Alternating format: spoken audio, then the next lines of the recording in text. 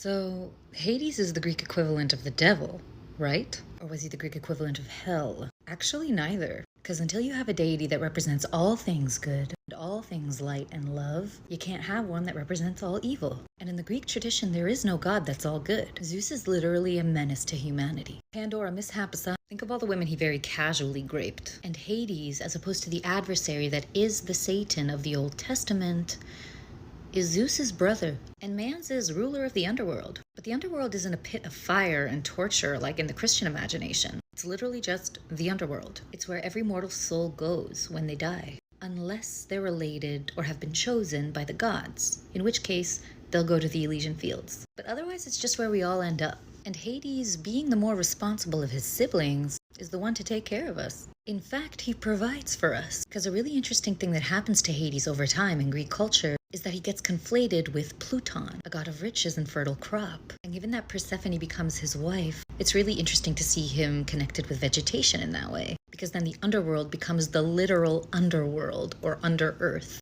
from which spring forth the abundance and wealth of crops. And this is probably around the same time that the word Hades becomes associated with the place as opposed to the person. So where does the idea of hell come from? Because I'm sure most of us know that it doesn't come from the Bible. In fact, the word hell isn't attested in English until the 700s AD. That's after the rise of Islam. It's 400 years into a canonized Christianity. And like I said, it doesn't come from the Bible.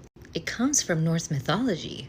Because hell, like Hades, is a protector of the underworld, a world that shares her name. Yes, her name. And as a daughter of Loki, she was appointed by Odin to be the ruler of the Underrealm. Appointed, as in it was an honor to be ruler of the third realm.